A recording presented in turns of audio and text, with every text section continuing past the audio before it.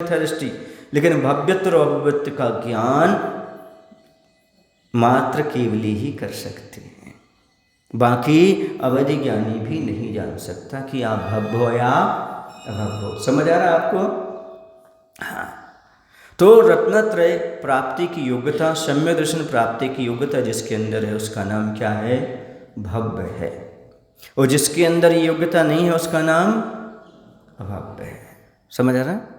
बात योग्यता अयोग्यता की कही जा रही है। प्रकट नहीं की नहीं की जा रही, प्रकट हो गया नहीं हुआ ऐसा नहीं। जिसमें योग्यता है वो है निगोदिया जीव भी हो सकता है। कौन हो सकता है? अभी सम्यक दर्शन नहीं है। नित्य निगोदिया जीव भी हो सकता है, जो निगोद में पड़ा हुआ है, आज तक नहीं निकला, आगे निकल करके सम्यक दर्शन प्राप्त करके कल्याण कर सकता है। ये योग्यता, बात किसकी है? योग्यता की। रत्नत्रय प्रकट करने की योग्यता जिसके अंदर होती है वह भव्य है, और जिसके अंदर नहीं है योग्यता उसका नाम अभव्य। अब कोई पूछ सकता है, आप तो पूछेगी नहीं, फिर भी कोई पूछ सकता है, महाराज अभव्य का क्या दोष है? वो सम्यक दर्शन प्राप्त क्यों नहीं कर सकता? उसने ऐसे कौन से कर्म किए? तो इसका उत्तर ये है, इसमें जीव का कोई भी दोष नहीं है, उसकी कोई गलती नहीं है। वो तो अनादिकाल से है सो है, उसका कोई इसमें दोष नहीं है। क्यों? अनादिकाल से है तो है, उसमें क्या है?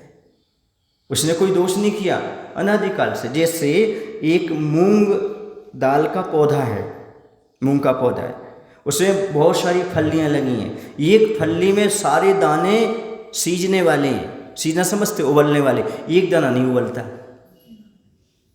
इसी प्रकार से टर्रा मूंग कहलाता है। वो कौन सा मूंग? टर्रा मूंग। वो दांत तो तोड़ देगा पर फूटेगा नहीं, वो कहीं के पानी से भी उसको उबालो उबलेगा नहीं, वो कहलाता टर्रा मूंग। ऐसे अभव्य जीव है, भगवान की दिव्य धनी सुनने के बावजूद भी उसे सम्यक दर्शन की प्राप्ति नहीं होती। अब आप पूछ सकते हो कि अभव्य समोषण में जा सकता है? तो दो प्रमाण मिलते हैं।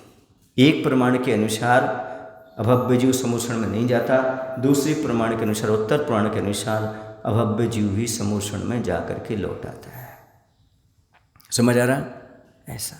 और ये कोई नियम नहीं है, ये भी आया आगम में, कोई नियम नहीं कि समोषण में भगवान की दिव्य सुनने के बाद सम्यक दर्शन प्राप्त ही हो जाए, ऐसा कोई